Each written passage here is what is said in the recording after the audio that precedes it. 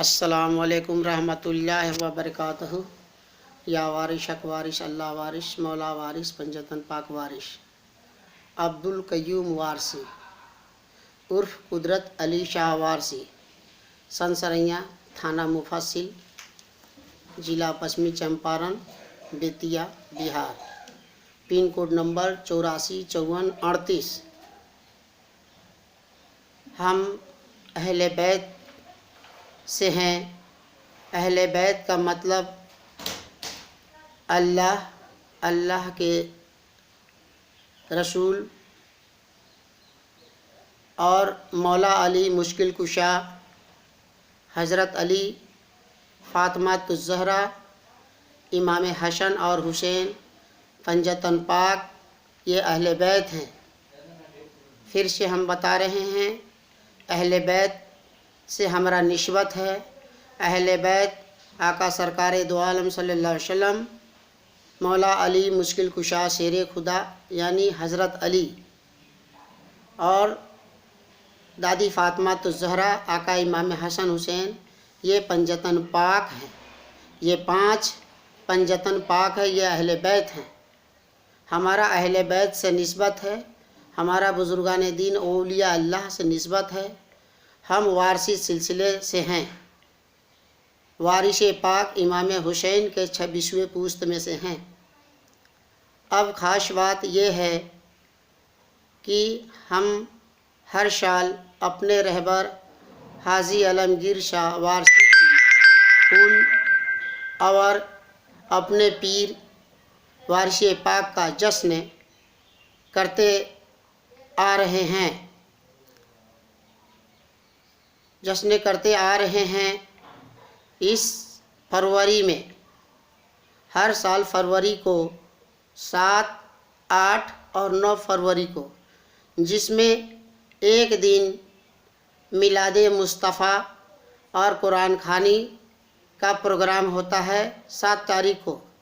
दूसर का दिन 8 तारीख को सुबह कुरान खानी और चादर गश्ती लंगड़ यानी कि भंडारा लोगों को खिलाना, और रात में 10:30 बजे कव्वाली यानी कि महफिल सम्मा करना। 4:13 पर वारिश पाक का कुल करना। 9 तारीख को दिन में रेस्ट लेके रात में खुदा की इबादत, कुरान मुक़द्दस की तलावत, जिसे हम खुदाई रात कहते हैं, करते हैं आ रहे हैं। इस बार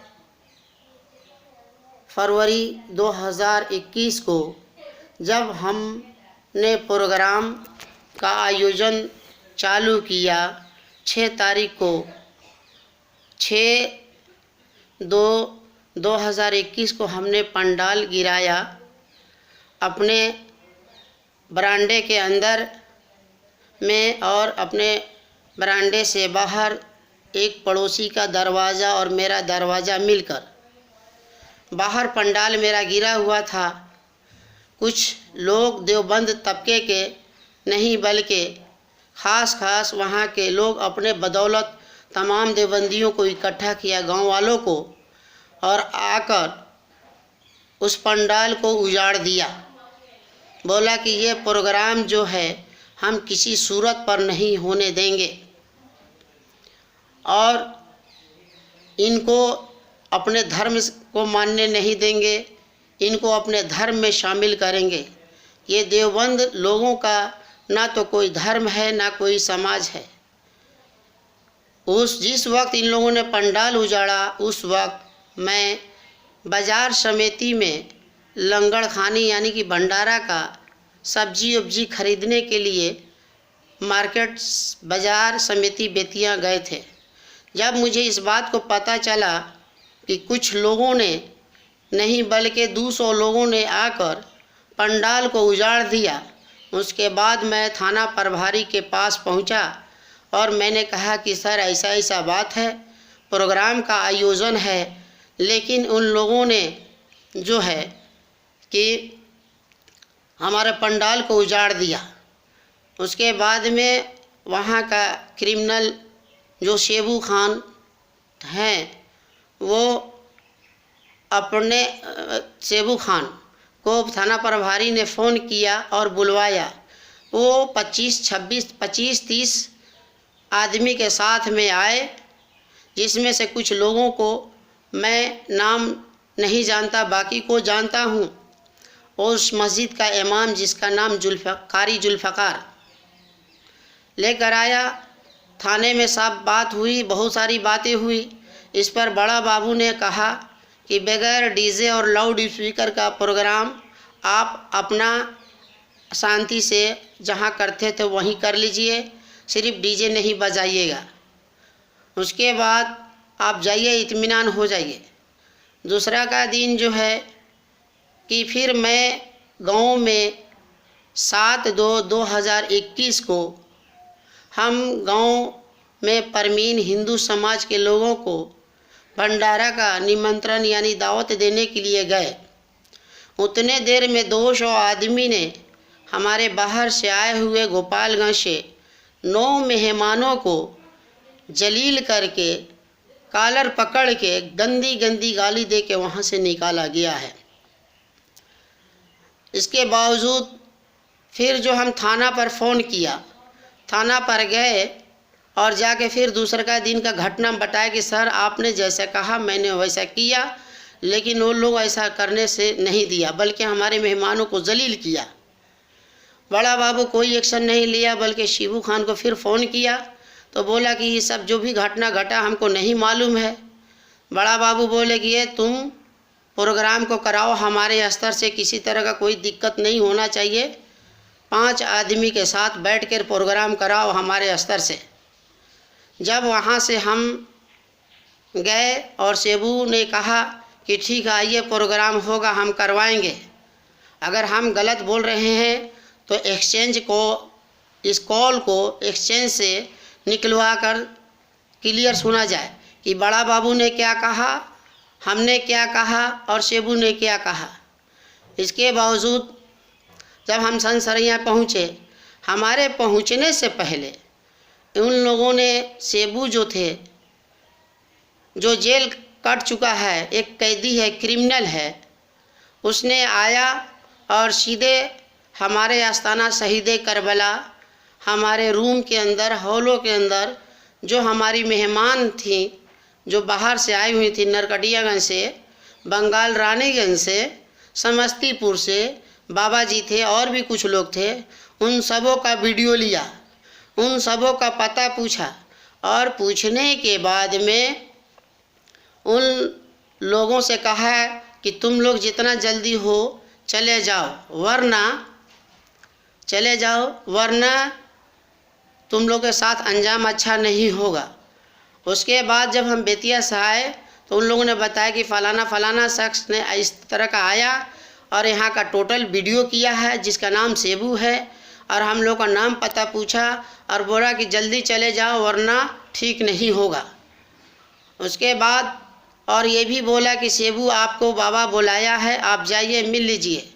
जब हम गए मिलने के लिए, इस बहाने इसलिए कि सेबू जो है कि बोला कि वो बाबा आते हैं तो उनको बुला लेना, और माफ़ कीजिएगा, सेबू हमको बुलाया और जब हम सेबू के पास गए तो उसने कहा कि आप थाना गए थे? हम कहे हाँ।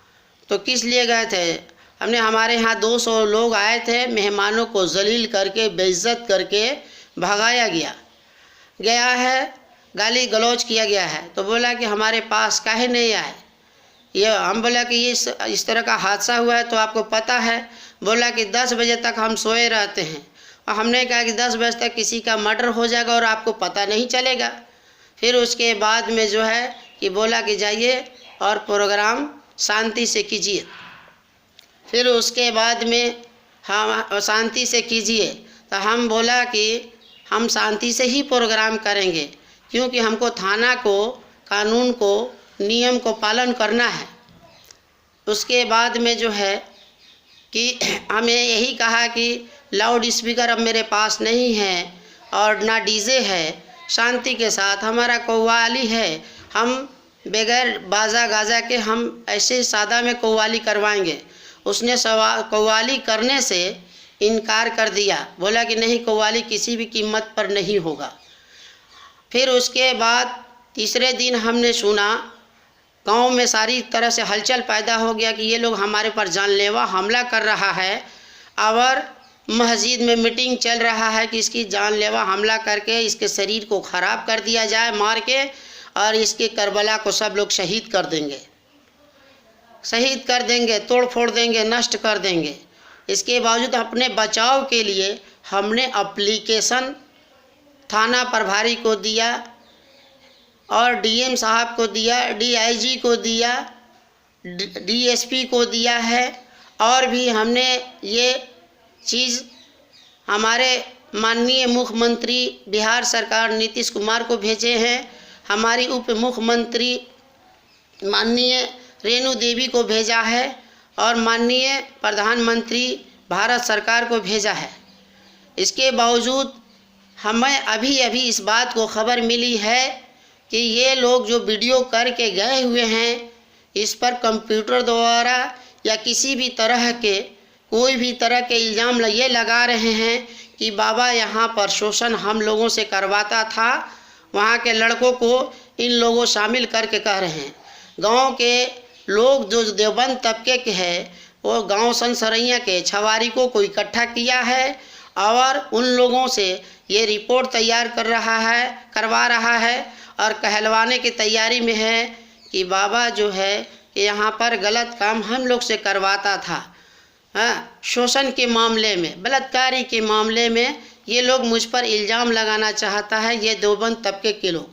मैं माननीय प्रधानमंत्री और माननीय गृह मंत्री और माननीय राष्ट्रपति से आग्रह करता हूँ और अपने बिहार सरकार नीतीश कुमार मुख्यमंत्री जी से आग्रह करना चाहता हूँ और अपने माननीय उप मुख्यमंत्री रेणु देवी से आग्रह करना चाहता हूँ कि मेरे बारे में क्या अगर इन लोग जो मुझ पर इल्ज़ाम लगा रहे हैं कि बाबा गलत काम हम लोग से करवाता था औरतों को बुलवा कर, तो इस पर प्रधानमंत्री, गृह मंत्री, राष्ट्रपति, मुख्यमंत्री सब मिलकर सीबीआई जांच कराया जाए और जो दोषी पाए उस पर कड़ी से कड़ी सज़ा दिया जाए। ये लोग हम सूफी संत वारसियों को दुश्मन हैं। ये लोग अहले बैत को, इस्लाम को मिटाना चाहते हैं।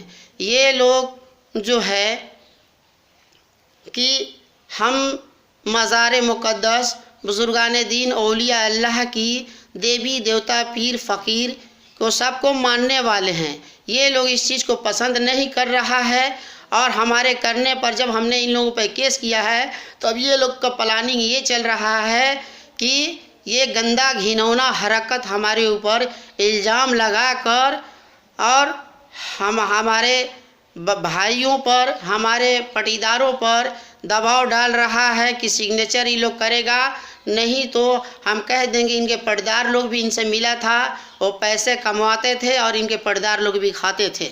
इसलिए मैं प्रधानमंत्री और गृह मंत्री नरेंद्र मोदी जी से मेरा आवेदन है और गृह मंत्री अमित शाह से भी मेरी निवेदन है, उपराष्ट्रपति जी से मेरा निवेदन है और मुख्यमंत्री से भी मेरा निवेदन है, उप मुख्यमंत्री से मेरा निवेदन है, बल्कि जितने भी कानून के लंबे से लंबे हाथ है, मैं यही चाहता हूँ कि इस चीज़ को सीबीआई के द्वारा जांच कराया जाए और दोषी को कड़ी से कड़ी सज़ा दिया जाए।